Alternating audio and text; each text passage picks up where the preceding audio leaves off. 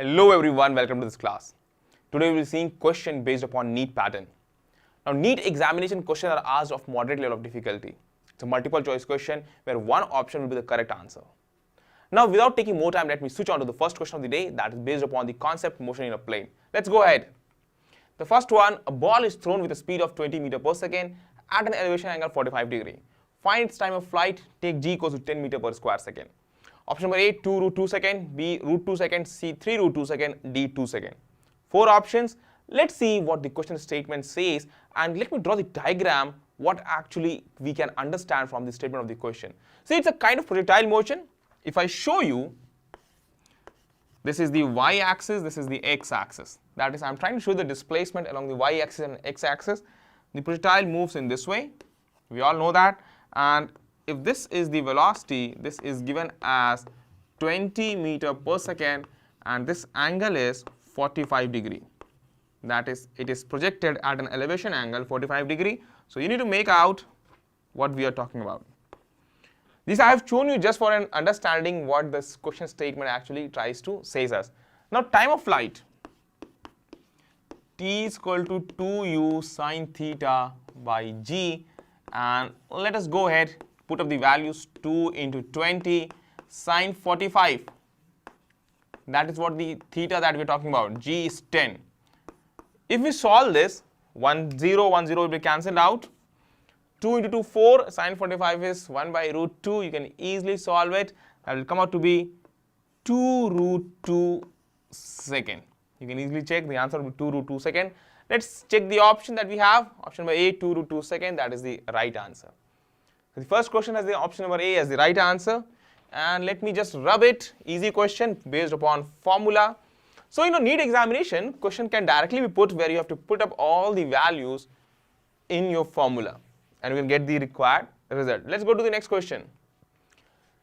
A projectile has a range of 40 meters and reaches a maximum height of 10 meters. Find the angle at which the projectile is fired. You see here you are provided with the range, you are provided with maximum height. We have to find out what is the projection angle. It's given A 30 degree, B 45, C 60, D 75. We are not aware about what option to choose. Now first of all, we know the formula for time of flight and it's given range and height. We know the formula for range, we know the formula for height. Let me just put down the formula for range. Range formula is u square sine 2 theta by g, quite easy, and maximum height is u square sine square theta by 2g. This is what we know. Range is this much, maximum height is this much. If I put up the values, range is given as 40 meters and height is given as, you can see height is given as 10 meters. So I am putting here 10 meters. Equation number 1, equation number 2. Now if I divide this range by height, if we divide this range by height, see what we are going to obtain. U square will be cancelled out, g and g will be cancelled out. This 2 will be in the denominator of the given fraction. So if I divide r by h, see what I'm going to get. I'm going to get sine 2 theta divided by, now see here I'll be having sine square theta. Sine square theta divided by 2. G will be cancelled out, u square will be cancelled out. This is what we will be obtaining. Now this is the term. Let me just show you, don't confuse that this is theta by 2. Let me show that this is 2 that we are talking about. This 2 will go in the numerator and here you will be obtaining 40 by 10. So we did this. Sine 2 theta is 2 sine theta cos theta and here you have sine square theta and by 2. This 2 will come in the numerator. So if I write further ahead, you will get 2 into 2 sine theta cos theta divided by sine square theta. 40 by 10 you will get that as 4. Let's go ahead. Sine theta and sine square theta will be cancelled out. You will be having, now see 2 into 2 4 and 4. That will give you 1. So you will be having cos theta by sine theta, that is equal to cot theta. Cot theta is equal to 1 or theta is equal to 45 degree. So we got the angle with which you would have projected your projectile. That would be actually 45 degree. This is what the response that we are getting in this given question. So let me rub the board. Easy question. We have to put up all the values in the formula, and we can easily solve this. Next one. Next question of the day. Third, a stone is thrown with a speed of 10 meters per second at an angle of projection 60 degree. Find its height above the point of projection when it is at a horizontal distance of 3 meters. From the thrower, take g equals to 10 meters per square second. A 3.4, B 4.2, C 5.2, D 5.8. Now see, we don't know actually the answer and we don't know how to proceed with this. It's given that its angle of projection is given as 60 degree. Now you see, speed is also given, that is 10 meters per second. Find its height. We want to find out the vertical displacement when the horizontal displacement is 3 meters. This is what that has been provided. If I show you the diagram, how the diagram will look like. You have projected it at an angle of 60 degree. So again, in the same way, I am drawing a projectile in this way. This is what that has been given, that is this angle of projection, that is 60 degree. This is the initial velocity, that is given as 10 meters per second. Now you see here, it says that what is the vertical displacement when the horizontal displacement is 3 meters. So let me show you all here in the figure for the case of vertical displacement. Let us say the vertical displacement is this, when the horizontal displacement is 3 meters. We want to find out the value of y. Now this is x-axis displacement. This here we are depicting the y-axis displacement. So if I go ahead and if I write the equation y equals to x tan theta minus half gx square upon u square cos square theta, if we solve this, y equals to half, and yes, half gx square upon u square cos square theta, this is the actually the curve with which the projectile actually moves. So if I put up all the values, x equal to 3 tan theta, so I have to put theta as 60 degree because that is the angle of projection, minus half gx square, so we have to put 10 into 3 square, u is 10 meters per second, and cos square theta that will come out to be cos theta cos 60 degree, that is equal to 1 by 2. So shall I write directly 1 by 2 whole square. Tan 60, I have not put up the value of tan 60, that is actually 3 into, you know that tan 60 you can take as sin 60 by cos 60, that will be root 3. So 3 root 3 minus half, and here you will be getting 10. You see 110 will be cancelled out, so I am not using the 10 in the numerator. So you will be having this 10 is cancelled out 9 and this 2 square 4, 9 into 4 divided by 10. This is the term that we will be obtaining. 3 root 3 minus half, 9 into 4 by 10, that's 36 by 10, and here 2 you are having, so it will be getting 36 by 10, you will be having 3.6 and divided by 2 you will be getting 1.8. You can easily solve this. If we have an under root here, I will just show you the value that we will be obtaining, that will be 3.4 meters. This is the result that we will be obtaining after solving this calculation. So the answer will be 3.4 meters, that is the vertical displacement when the horizontal displacement is given as 3 meters. Use this, use the formula for the actually curve, make the trajectory path. We have learned this formula. This is what you have to apply. People don't remember this formula. I have told you, do remember this formula also, and see how we have used in this problem. Let's go ahead with the next one. Next problem of the day. Question number 4. A body is thrown horizontal from the top of a tower and strikes the ground after 3 seconds at an angle of 45 degree with the horizontal. Then find the height of the tower. Here we have to think about what formula to use. Let me show you how we have thrown it. I'll just draw the diagram for you all. This is the tower. From here it's thrown horizontally. So I will project a body horizontally. It will move and it will strike here.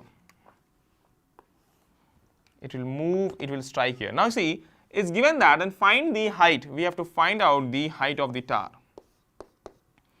Time taken, that is given as 3 seconds. Let's read the statement of the question. Body is thrown horizontal from the top of tower and strikes the ground after 3 seconds. It strikes the ground after 3 seconds. So I have marked here time 3 seconds at an angle of 45 degree with the horizontal. See here, it strikes this way, and this angle that it makes, that is given as 45 degree with the horizontal. Next, then find the height of the tower. What formula to use? That 30 meter, B 45 meter, C 50 meter, D 55 meter. See, time of flight can very easily, it can be evaluated as T equals to under root 2h by g. T will come because you see the vertical velocity, initial vertical velocity, that is 0. So it's a free fall case. So you can directly use T equals to under root 2h by g. That will come out to be time of flight, that is given as 3. And here under root 2h by g, that is 10, you can use. Square it, you will getting 9 is equal to 2h by 10. So h will turn out to be 45 meter. 90 by 2, that will come out to be 45 meter. Let's check the option. Option B, that matches with the right answer. That is the 45 meter. See here what we have used. We have used the formula for a free fall to see what is the time, how it's related with the height. Okay, and we need not to use the 45 degree with which is actually striking the horizontal. If another question is asked in the same question, that what is the velocity at this point, what is the horizontal velocity, what is the vertical velocity, then you can use this 45 degree that has been actually given in the question. The question was quite simple. We have to use the formula directly under root 2h by g, that is the time of flight of the projectile with which it is thrown. Let's go ahead with the next one. Fifth question. A cricket ball of mass small m is hit at an angle of 45 degree to the horizontal with velocity v. Its kinetic energy at the topmost point is. We need to find out the kinetic energy. Before that, let me tell you how speed are related during its path. Cricket ball of mass m is hit at an angle of 45 degree. So again, I will show you how the path of the projectile is. This is the x-axis, this is the y-axis, this is the projectile, and it's hit at an angle of 45 degree. And now you see, let's say the speed that with which it is projected, that is given as horizontal velocity v. Now, is hit at the angle 45 degree to the horizontal with velocity v, that means the velocity is v. Now, do you remember what is the velocity at the topmost point? That is actually v cos theta, because vertical velocity will be 0, only horizontal velocity will be left. So, the velocity that will be here, that will be v cos 45 degree, that is equal to v by root 2. This is what we know. So, the kinetic energy at the topmost point, that is half m v dash whole square, because of v dash I am using, that is actually v cos 45 degree, the velocity at the topmost point. Now you see here half m, and v dash you can use as v by root 2 whole square. See what will turn out to be. It will turn out to be 2 into 2, 4. So 1 by 4 mv square. This is the reduced kinetic energy. That is, kinetic energy is going on reducing. It will be 1 by 4 mv square. So option number C. Just check it. mv square by 4. That is the kinetic energy at the topmost point. It's not 0. It's not half mv square. It's 1 by 4 mv square. It's not mv square by 2 root 2. So don't do such mistakes. This is how you have to solve such kind of question. Let's go to the next one. Question number 6. If a stone projected from ground takes 4 seconds to reach the topmost point of its trajectory. If a stone projected from ground takes 4 seconds to reach the topmost point of its trajectory, then time of flight. First of all, let me tell you, if the time of flight is whatever, if that is capital T, to reach the maximum height, the time taken is just half of the time of flight. Now here it's given that it takes 4 seconds to reach the topmost point, that is half path is covered in 4 seconds. You know that is half of the total time of flight. So total time of flight will be 8 seconds, 4 into 2, 8 seconds. How come that? This is the path. If I show you the projectile in this way, to reach here, it takes t by 2. Then again next half is covered with another half time. T by 2 is the half of time of flight, where capital T is time of flight.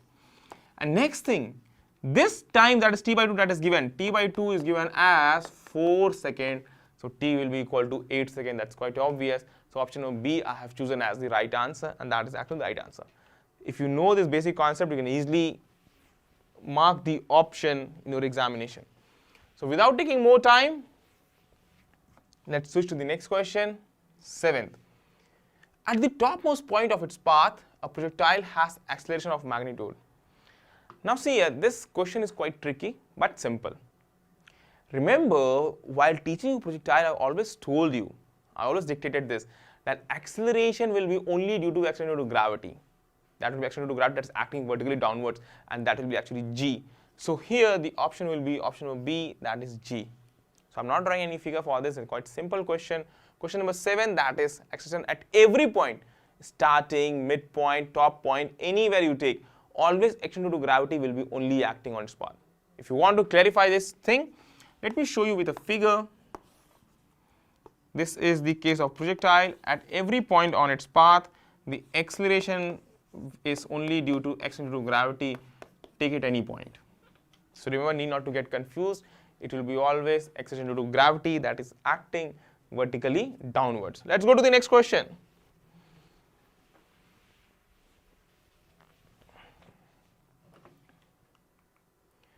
At what angle of elevation should a projectile be projected with velocity 20 meter per second so as to reach a maximum height of 10 meter?